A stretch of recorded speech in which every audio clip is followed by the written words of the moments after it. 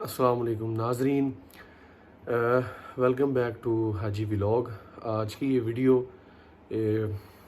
مطلب بنانے کا مقصد یہ ہے کہ دل بہت غمگین ہے، صرف اس بات کی وجہ سے کہ جب اسلام اور اسلام کے فالورز جو ہیں وہ دنیا کے کسی مذہب کے پیشوا یا وہ مذہب کو لانے والے کے بارے میں بات نہیں کرتے، دین جو مسلمانوں کے محمد صلی اللہ علیہ وسلم آخری پیغمبر، اس دین کو لانے والے اس دنیا میں، ان کے بارے میں کیوں بات کی جاتی ہے؟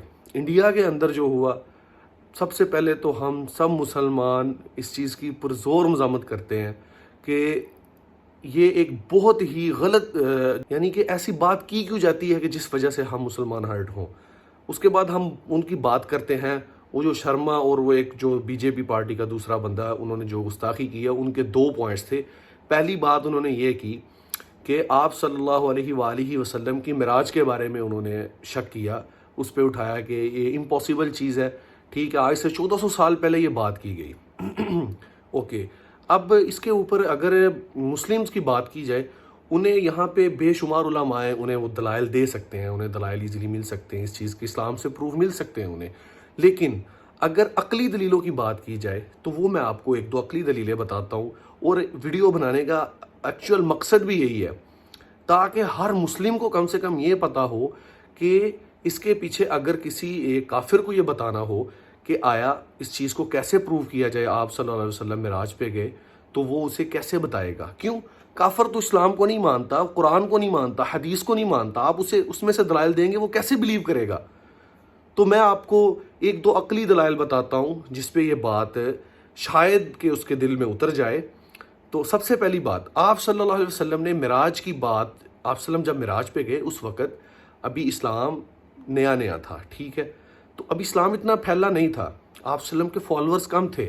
یہ ایک بہت ہی کامن سینس کی بات ہے، یعنی کہ اگر کوئی بندہ ہے، سپوز کسی پارٹی کا بندہ ہے، وہ اپنا ایجنڈا سامنے لے کے ہے، اپنی پارٹی کو بڑھا رہا ہے، پھلا رہا ہے، تو اگر وہ ایک ایسی سچویشن میں کہ ابھی اس کے ساتھ کچھ کم لوگ کھڑے ہیں تو وہ ایسی بات کر دے کہ جس کے اوپر لوگوں کا یقین کم ہو، جو لوگ ماننے سے انکار کریں، ٹھیک ہے، وہ پہلی بار ڈرے گا ایسی بات کرنے سے، یار میں ایسی بات نہ کروں، اگر میں نے ایسی بات کی تو جو کچھ لوگ میرے ساتھ کھڑے ہیں وہ بھی مجھے چھوڑ کے چلے جائیں گے۔ لیکن آپ صلی اللہ علیہ وسلم نے اس وقت، اس ٹائم پہ جب آپ صلی اللہ علیہ وسلم کے فالورز کم تھے، اس ٹائم پہ آپ صلی اللہ علیہ وسلم نے کیا کہا کہ مجھے معراج ہوئی، میں پہلے ادھر سے مسجد اقصیٰ گیا، پھر مسجد اقصیٰ سے ساتوں آسمانوں کے اوپر گیا۔ اب پہلی بات، مسجد اقصیٰ تک گئے، اب آپ صلی اللہ علیہ وسلم نے اس سے پہلے مسجد اقصیٰ تک کا سفر نہیں کیا تھا۔ کفار مکہ نے بھی آج کے یہ ہندوؤں اور عیسائیوں کی طرح سوالات اٹھائے کہ یہ آیا کیسے پاسبل ہے کہ آپ اتنے کم ٹائم کے اندر پہلے یہاں سے مسجد اقصیٰ تک گئے، اس کے بعد پھر ساتوں آسمانوں پر اوپر اللہ تعالیٰ کے پاس گئے۔ اب اس طرف آتے ہیں، انہوں نے کیا کیا، انہوں نے کویسچنز کیے اس بارے میں کہ آیا کہ ادھر سے مکہ سے جو ہے مسجد اقصیٰ تک کے درمیان میں نشانیاں تھیں، انہوں نے نشانیاں پوچھیں تو آپ صلی اللہ علیہ وسلم نے ساری نشانیاں بتا دیں۔ اس چیز سے کیا پروو ہوا کہ آپ صلی اللہ علیہ وسلم نے جھوٹ نہیں بولا، سچ بولا ہے، ٹھیک ہے، آپ صلی اللہ علیہ وسلم نے پوری زندگی سچ بولا ہے، صادق اور امین ہے آپ صلی اللہ علیہ وسلم۔ تو اس بات سے یہ چیز ثابت ہوئی مکمل طور پر کہ آپ صلی اللہ علیہ وسلم نے معراج کی۔ اب دوسرے پوائنٹ پہ آتے ہیں۔ دوسرا پوائنٹ کیا ہے کہ اس واقعے کے بعد ابو لہب بھاگا آیا حضرت ابو بکر صدیق کے پاس، آ کے کیا کہتا ہے کہ تمہیں پتہ ہے کہ تمہارے نبی نے کیا کہا ہے؟ تو حضرت ابو بکر کہتے کیا کہا ہے، مجھے بتاؤ۔ تو اس ابو لہب نے کہا کہ وہ یہ کلیم کر رہے ہیں کہ وہ ایک رات کے کچھ حصے کے اندر پہلے مسجد اقصیٰ گئے، فلسطین گئے، پھر وہاں سے سات آسمانوں پار گئے۔ تو حضرت ابو بکر نے کہا کیا یہ میرے نبی نے کہا ہے؟ تو ابو لہب کہتے ہیں ہاں یہ آپ کے نبی نے کہا ہے۔ تو اس بات پہ حضرت ابو بکر نے تصدیق کر دی، جس پہ انہیں صدیق کا لقب مل گیا۔ حضرت ابو بکر صدیق رضی اللہ عنہ نے کہا کہ اگر میرے نبی نے کہا تو سچ کہا ہے۔ اب یہاں پہ آتا ہے پوائنٹ، کیا ہوا کہ اس بات کی وجہ سے لوگوں کا ایمان اور پختہ ہو گیا۔ کیوں؟ پہلی بات یہ آپ صلی اللہ علیہ وسلم نے رستے کی نشانیاں بتا دیں، کیوں؟ آپ صلی اللہ علیہ وسلم اس سے پہلے تو وہاں گئے بھی نہیں تھے، نشانیاں بتا دیں۔ دوسری بات کیا ہوئی کہ جو ہے لوگوں کا ایمان اور پختہ ہو گیا۔ لوگ آپ صلی اللہ علیہ وسلم کی طرف اور آنا سٹارٹ ہو گئے۔ اب دوسرے پوائنٹ کی طرف آتے ہیں۔ ٹائم ٹریول کا نام سنا ہوگا، ایون میں خود فزکس کا اسٹوڈنٹ ہوں، بی ایس فزکس کمپلیٹ کیا ریسنٹلی میں نے، تو میں یہ ایک چیز مطلب جو بی ایس فزکس میں نے سیکھی ٹائم ٹریول کے بارے میں، تھوریٹیکلی ٹائم ٹریول اس وقت تک پاسبل ہو چکا ہے، لیکن مکینیکل ورک اس کے اوپر ابھی ہم بہت پیچھے ہیں، جس وجہ سے ابھی تک ہم ایسی ڈیوائس نہیں بنا سکے، ایسی کوئی مشینری نہیں تیار کر سکے کہ ہم اس کو پریکٹیکلی بھی امپلیمنٹ کر سکیں ٹائم ٹریول کو۔ بٹ یہ چیز پرووڈ ہے اب جو ہم ریسنٹ جس ایرا میں گزر رہے ہیں، یہاں تک یہ چیز پرووڈ ہے کہ ٹائم ٹریول از پاسبل۔ تو آپ صلی اللہ علیہ وسلم نے آج سے 1400 سال پہلے ٹائم ٹریول کیا، اس چیز کا پروف ہے۔ مائٹ پاسبل کہ اب اس ایرا کے اندر بھی ٹائم ٹریول پاسبل ہو گیا ہو، اور میں بھی کچھ لوگوں نے ٹائم ٹریول کیا ہو، ٹھیک ہے، لیکن یہ چیز ابھی منظر عام پہ نہ آئی ہو، ٹھیک ہے۔ تو اگر اس چیز کو دیکھا جائے، لیکن تھوریٹیکلی ابھی بھی یہ چیز پرووڈ پڑی ہے کہ time travel is possible, but ابھی مکینیکل فیلڈ میں ہم بہت پیچھے ہیں، انجینئرنگ ہماری بہت ویک ہے، ہم اس چیز کو نہیں پروو کر پائے کہ وہ کون سی ایسی ڈیوائس بنا سکتے ہیں، وہ کون سی ایسی مشین بنا سکتے ہیں جس کے ذریعے ہم ٹائم ٹریول کر سکیں گے۔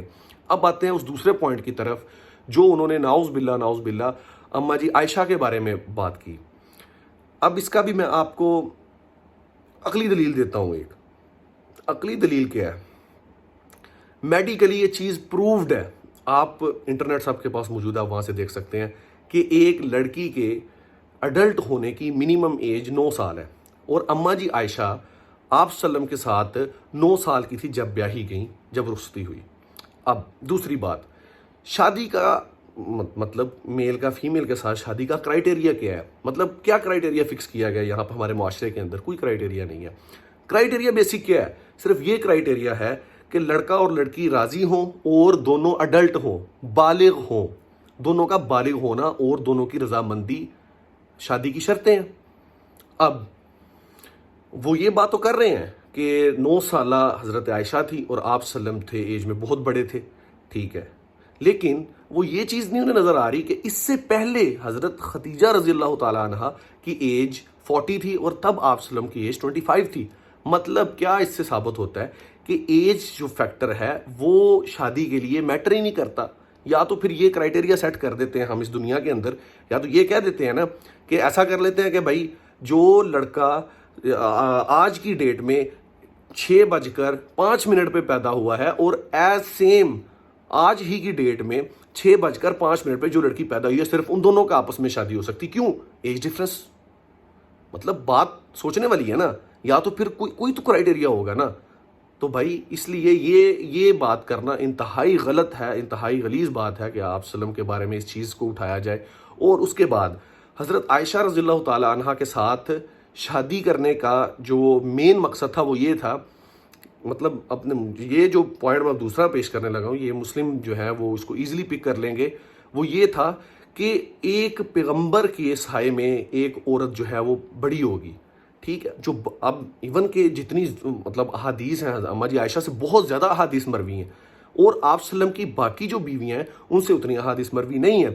کیوں؟ کیونکہ ان کی ایج زیادہ تھی، اور جب جیسے جیسے ایج زیادہ ہو جاتی ہے انسان، یہ سائنٹیفک بات ہے، انسان کو چیزیں سیکھنا مشکل ہوتی ہیں، انسان کو چیزیں یاد کم رہتی ہیں۔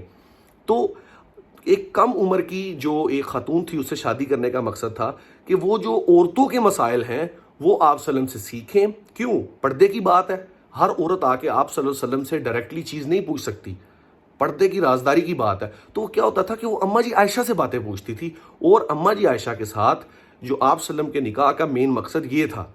اور دوسری بات، اس کے اندر کوئی مطلب اب بھی شادیاں ہو رہی ہیں اس دنیا کے اندر، ایج ڈفرنس پہ اوپر، بہت ایج ڈفرنس کے اوپر شادیاں ہو رہی ہیں۔ صرف جو ہے یہ میری بات بتانے کا مقصد تھا، یعنی کہ اس کے جو اسلامی دلائل ہیں وہ آپ کو بے شمار مل جائیں گے، لیکن میں چاہتا ہوں کہ میرے تمام مسلمان بھائیوں کو ان باتوں کا پتہ ہو کہ یعنی کہ وہ اگر کوئی انہیں نان مسلم کوئی ہندو بنیا اگر یہ بات کرتا ہے تو اسے انہیں جواب دینے کے لیے ان کے پاس کچھ نہ کچھ ہو کہ بھائی یہ بات ایسے نہیں ایسے ہے۔ تو ناظرین بہت بہت شکریہ، اس چیز کو جتنا پھیلا سکتے ہیں پھیلائیں، ان لوگوں کو بتائیں کہ حقیقت کیا ہے۔ تھینک یو سو مچ، جزاک اللہ۔